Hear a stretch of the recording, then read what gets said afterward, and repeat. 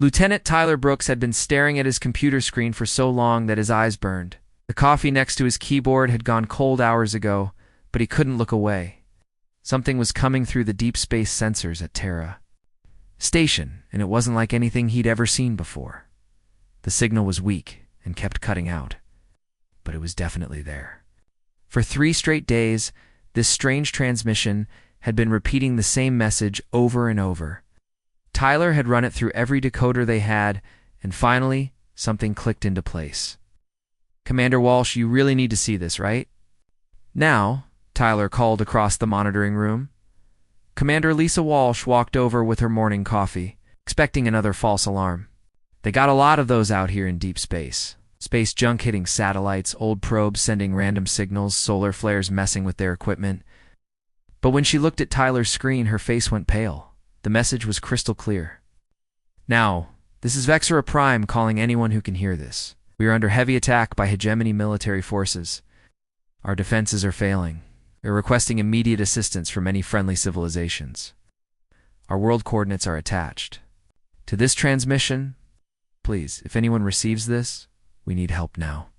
Lisa set her coffee down with shaking hands. This was it. This was humanity's first real contact with alien life, and they were asking for help. But what really caught her attention was something else in the message. The aliens kept calling their world a dangerous frontier planet and mentioned how harsh and deadly their environment was. Lisa quickly pulled up the planetary data that came with the message. Her jaw dropped. Vexera Prime had slightly less gravity than Earth. The temperature was perfect, staying between 60 and 80 degrees year-round. No major storms, no earthquakes, no dangerous radiation. The place sounded like a vacation resort. Compared to Earth, these aliens think this paradise is harsh? Lisa muttered to herself, thinking about Earth's deadly hurricanes that could level entire cities. She thought about the earthquakes that split the ground open and swallowed buildings. She remembered the radiation belts around Earth that could cook a person alive if their spaceship wasn't built tough enough. Tyler looked confused. "Commander, what's wrong? Isn't this amazing? We finally have proof of alien life." Lisa nodded, but her mind was racing. If these aliens thought their perfect little world was dangerous, what would they think of Earth? What would they think of humans who had survived ice ages, volcanic winters, asteroid impacts, and every other disaster their violent planet could throw at them? She grabbed the emergency communication device from her desk. This was way above her pay grade. She needed to get this information to someone who could make the big decisions. "Priority Alpha communication to Admiral Carter," she said into the device. "This is Commander Walsh at Terra Station. We have received an alien distress signal requesting military assistance. Repeat, we have first contact with an alien civilization, and they are asking for our help." The response came back within seconds. "Commander Walsh, are you certain about this transmission?" "Yes, sir." "Absolutely certain." "Yes." "The signal is authentic, and we have their location." "Admiral, there's something else you need to know. These aliens are being attacked by something called the hegemony, and from what I can tell, they're losing badly." There was a long pause on the other end. Lisa could almost hear the gears turning in Admiral Carter's head. This wasn't just about first contact anymore. This was about whether humanity would introduce itself to the galaxy as friends or just stand by and watch innocent people die. "Commander, I want every piece of data about this transmission sent to Fleet Command immediately. And Walsh, not a word about this to anyone else until we figure out what we're going to do." Lisa looked back at Tyler, who was still staring at the alien message with wide eyes. She thought about those aliens on their peaceful world, probably never having experienced anything worse than a bad rainstorm, now facing some kind of military force that wanted to destroy them. Then she thought about the human fleet, stationed around Earth, ships built to survive the harsh vacuum of space, armored against radiation and meteors, crewed by people whose ancestors had survived every catastrophe nature could create. If these aliens needed help, they had called the right species. She just hoped humanity would answer that call. Admiral Rebecca Stone had seen a lot in her 30 years of military service, but she had never seen the Fleet Command Center move this fast. Within 2 hours of receiving the alien distress signal, every single person in the building was running around like their hair was on fire. "Admiral, we have confirmation from the President," called out Captain Derek Mills, barely catching his breath as he rushed into her office.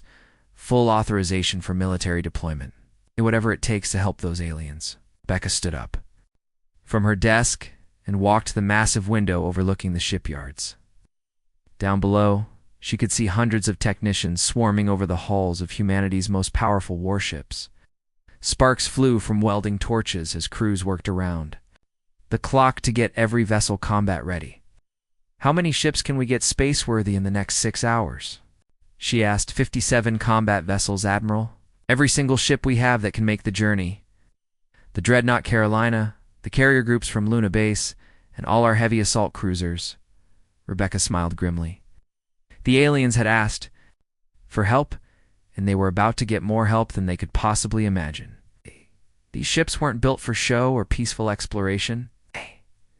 They were designed to survive the absolute worst conditions that space could throw at them. Radiation storms that would fry most electronics. Asteroid fields that could punch holes through regular hull plating. And solar flares that could cook a crew alive. Human engineers had learned the hard way that space didn't care about your feelings. Every single bolt, wire, and armor plate on these ships had been tested against the kind of disasters that happened around Earth on a regular basis.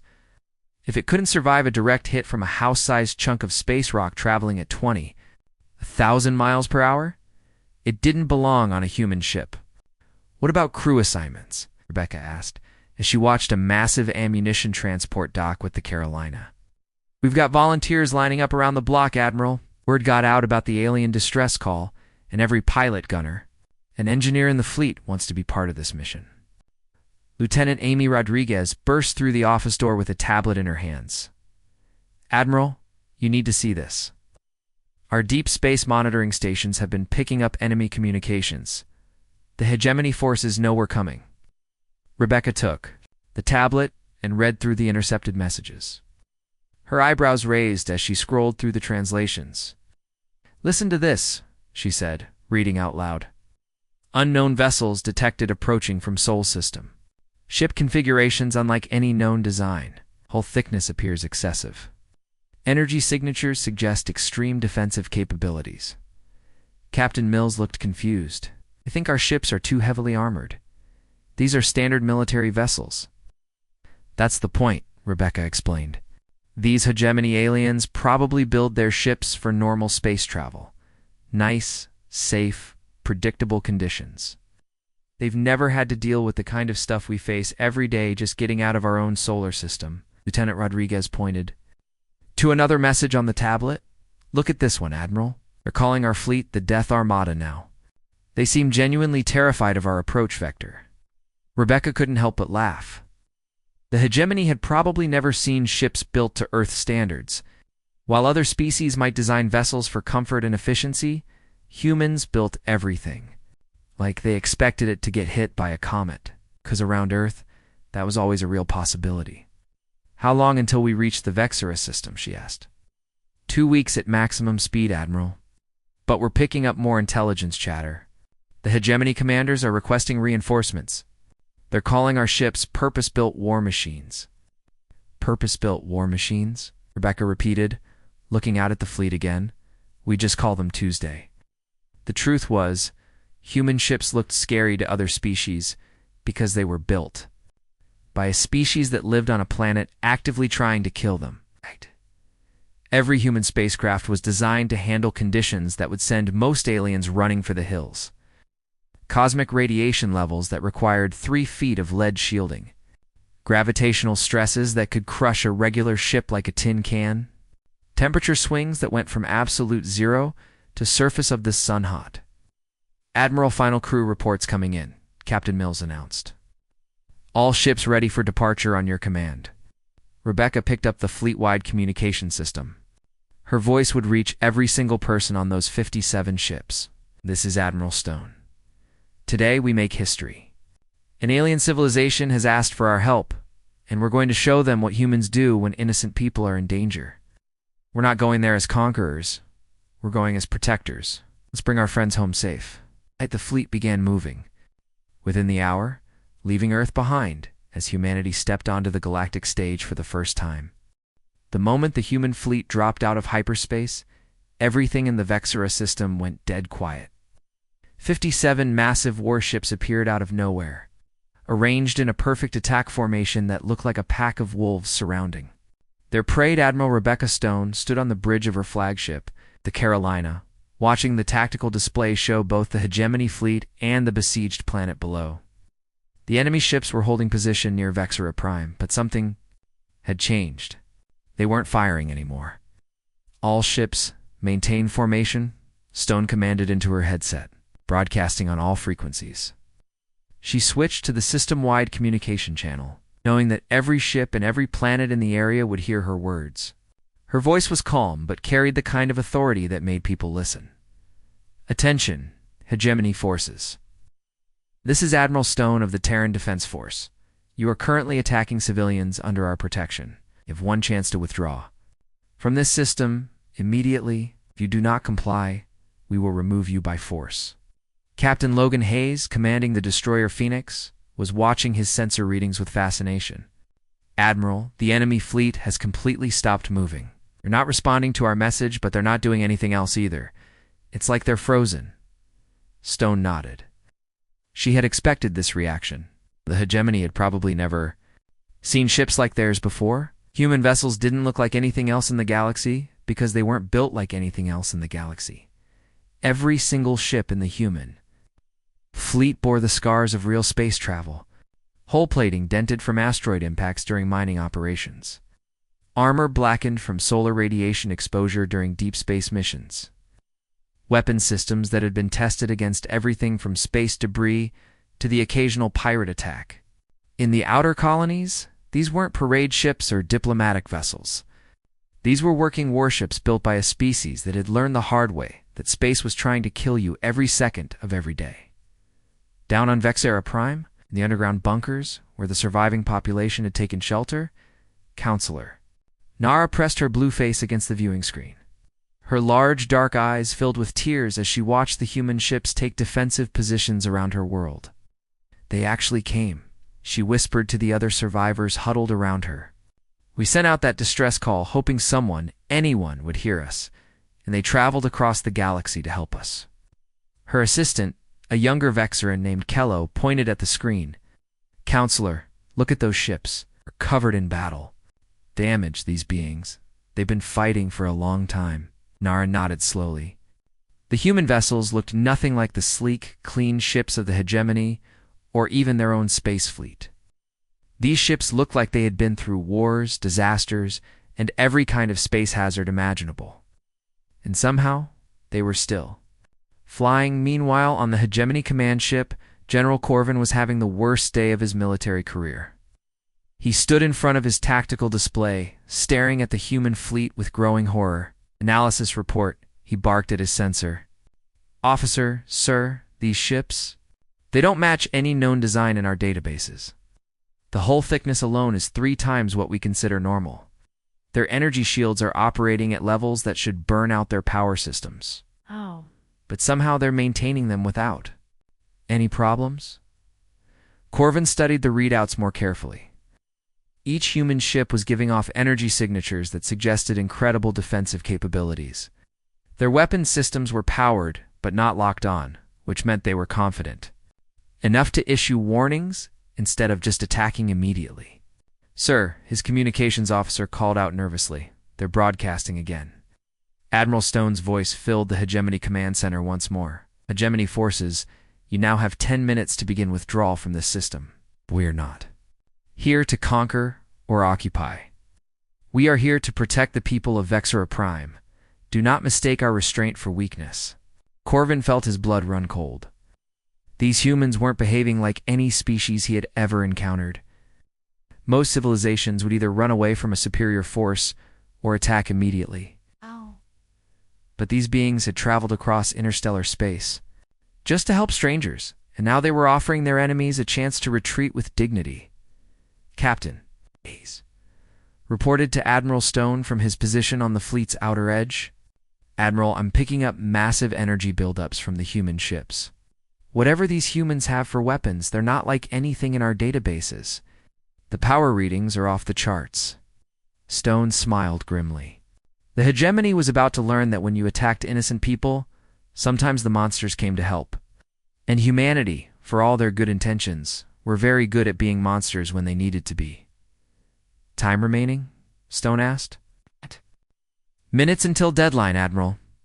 The fate of two civilizations now hung in the balance, waiting to see if the hegemony would be smart enough to back down or foolish enough to fight the species that had turned surviving impossible conditions into an art form. The 10-minute deadline came and went without a single hegemony ship moving from their attack positions around Vexera Prime. Admiral Stone had given them every chance to retreat peacefully, but they had chosen to stay and fight. "All ships, weapons," Freestone announced over the fleet communication system. "I'll remember, we're here to protect the Vexeran. Keep your fire away from the planet." What happened next would be talked about in military academies across the galaxy for centuries, too. Captain Riley Thompson launched her fighter squadron from the carrier Yorktown like a swarm of angry wasps. 24 small, fast ships screamed toward the hegemony fleet at speeds that made the enemy sensors glitch and lose target locks. The hegemony had never seen anything like human fighter pilots. These weren't carefully trained academy graduates who had learned to fly in safe, controlled environments. These were men and women who had grown up dodging chunks of space junk in Earth's orbital shipyards, racing through asteroid fields for fun, and landing damaged ships on moving platforms during solar storms. "Fox Squadron, break and attack," Thompson called over the radio. Her fighters split apart like an explosion, each pilot taking a different vector toward the enemy ships. The hegemony formation tried to track them, but their targeting systems couldn't keep up with pilots who treated three-dimensional space combat like a video game. Lieutenant Brandon Cooper, flying his fighter through a gap between two hegemony cruisers, couldn't believe how slow the enemy ships were. "These things turn like trucks," he called out over the squadron frequency. "It's like they've never had to dodge anything in their lives." Back on the Carolina, Admiral Stone watched the tactical display as her fighters tore through the enemy formation. The hegemony ships were firing everything they had, but their weapons were designed for what they probably thought of as normal space warfare. Clean, predictable battles between ships that followed the rules. Human fighters didn't follow rules. They had been built to survive impacts from space debris traveling at thousands of miles per hour. Their armor was designed to handle radiation bursts that would cook most electronics. Their pilots were trained to keep fighting even when half their systems were offline and their ship was leaking air. "Enemy weapons aren't even denting our hull plating," reported Captain Kevin Walsh from the cruiser Austin. "Admiral, it's like they're shooting at us with toy guns." Stone nodded grimly. The hegemony weapons were probably perfectly adequate for fighting other species who built their ships for normal conditions. But human vessels were built to survive the kind of daily hazards that existed around Earth. Micrometeorites moving at relativistic speeds, radiation storms that could fry circuits from 1,000,000 miles away, solar flares that could melt regular hull plating.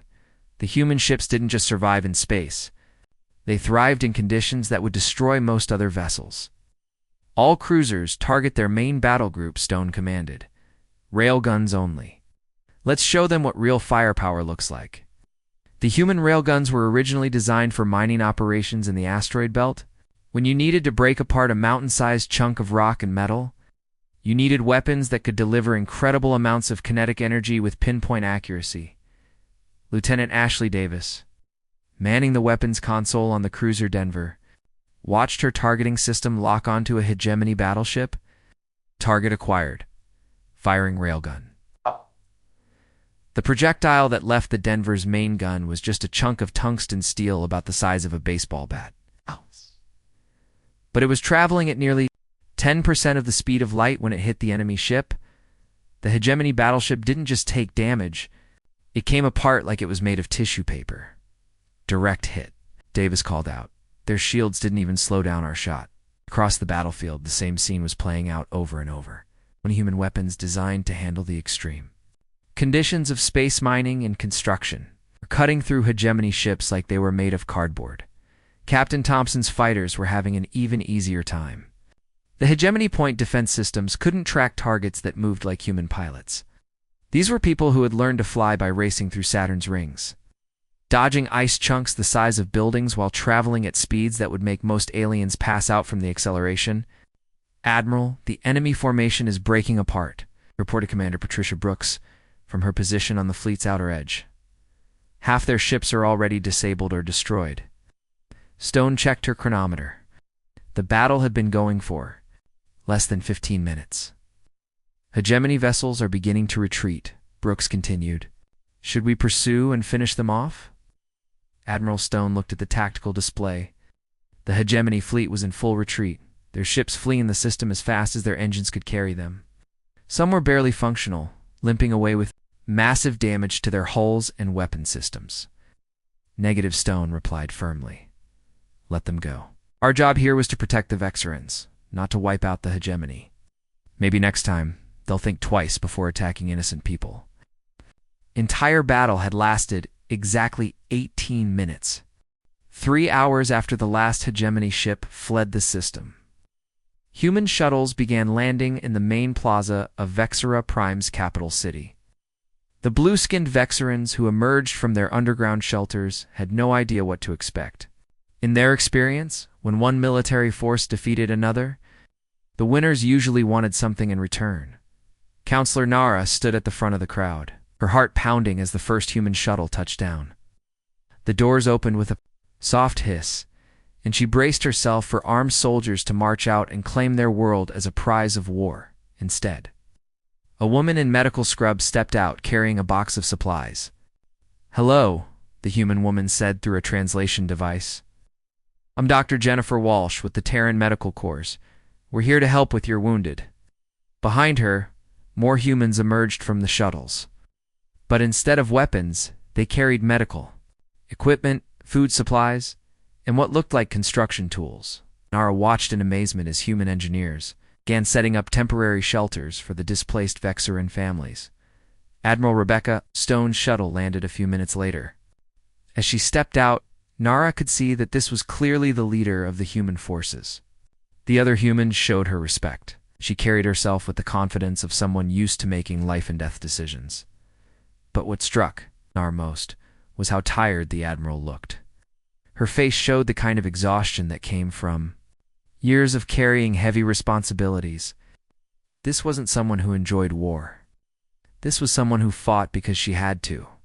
"You're the one in charge," Nara said, approaching Stone carefully. Stone removed her helmet, revealing gray-streaked hair and eyes that had seen too much combat.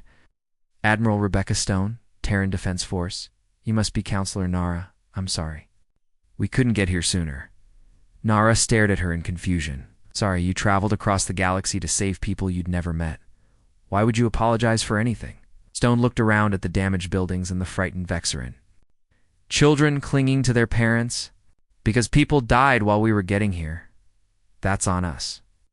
"But why?" Nara asked. The question that had been burning in her mind since the human ships first appeared.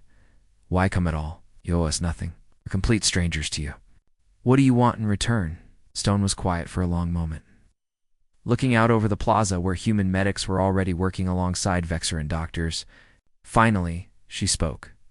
"Because it was the right thing to do," she said simply. "Someone called for help and we were able to answer. That's reason enough." Nara felt tears forming in her large, dark eyes. In all her years as a politician and diplomat, she had never encountered anyone who would travel across interstellar space just to help strangers without expecting anything in return.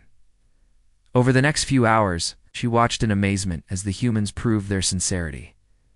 Dr. Walsh and her medical team shared treatment techniques that had been developed from dealing with every kind of injury imaginable.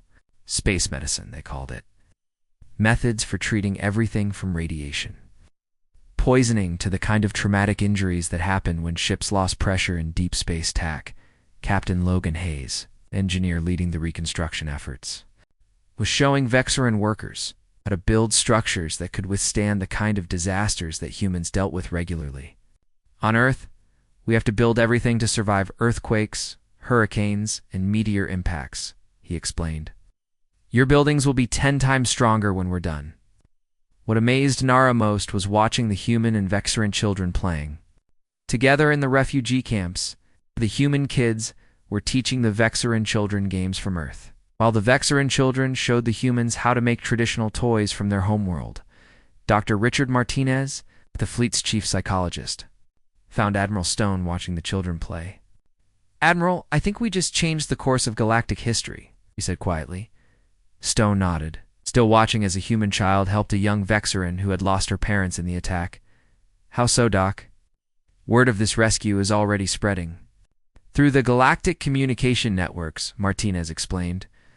"Other species are hearing about how humans traveled across the galaxy just to help strangers. They're calling us the protector species now." Stone raised an eyebrow.